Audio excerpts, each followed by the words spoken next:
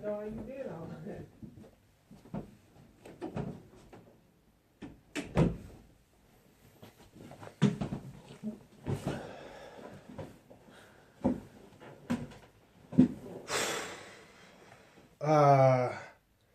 Today I'm going to go ahead and tell you guys about how your home is used goods. I mean, this is something that I just got to get off my chest on today's Friday rant. Again, this is your realtor Blake, and it's been a rough week.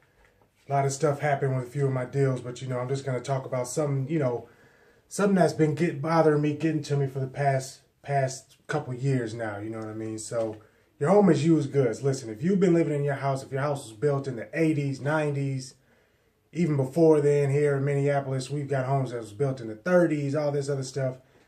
And if you've been living there for over 10 years, I can only imagine what's been done in there.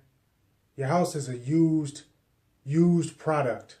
How would you sell a used product?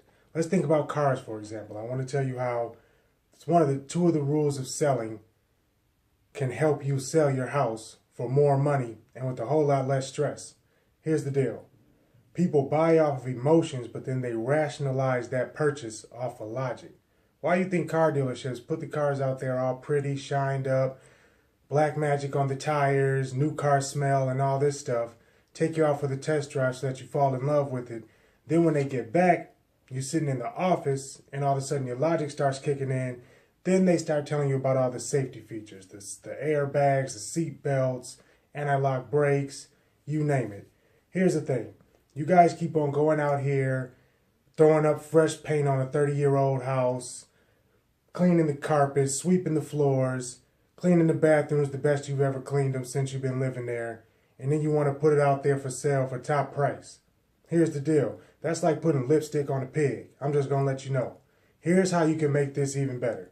Do all those things. Paint the house, get the house clean, professionally cleaned, make the beds up, make sure it's bright, make sure everything looks good. Then go the extra step. Fix what's under the hood. So here's what I suggest. I suggest you go get your inspection first. Here I go with the inspections again. The number one deal killer in real estate is surprises. People will go on, they'll see the house, everything looks great with your fresh paint, with your carpets. Maybe you put a new roof on. Maybe that's the extent of what you've done for something that's under the hood. You clean the windows. But then they get to the inspection and all of a sudden they realize the furnace needs to be replaced. The radon is high. The chimney's falling off.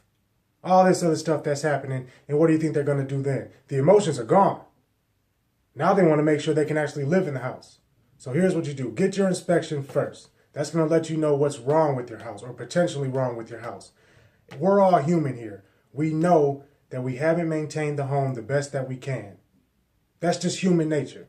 You live in it, you are able to live in it, but somebody else may not be able to deal with what you've been dealing with for the past 3 or 4 years while your furnace has been on the fritz.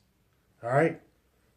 Then you have two options after that. You can either fix those items and put it on the market at top dollar, or you don't fix them, fill out an as-is addendum with your realtor Blake, and put it on the market at a price that reflects that as-is condition.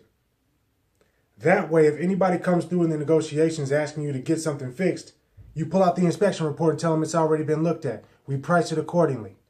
That way, you have no surprises whatsoever. Here's another option. You can also get your home appraised first. This is completely optional because what appraisers do is they'll go in and they'll compare your home to comps and they'll look at the condition of the home and then they'll give you what your home will be worth. But there's a couple of differences here. When you refinance a home, the appraisal is a little bit different. They're a little bit more lenient. When they're coming in with a buyer, they're a lot more strict. So you may want to tell that appraiser that you're looking to sell it. You want to know what the home will potentially be worth. Otherwise, your realtor Blake, will pull up those comps and tell you what your home will be worth. And I will look at the condition of the home.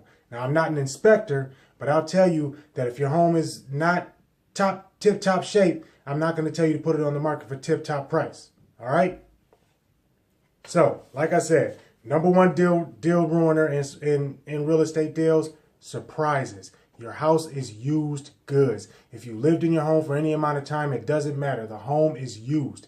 Unless you just built the house, never lived in it, and put it on the market, you can't put it on the market for a new price. That's just the bottom line. So you have to put the work in up front in order to get the top price that the market will bear. Now let's go ahead and start doing this stuff the right way so that we don't have all these surprises coming up in these real estate deals. All right? Till next time.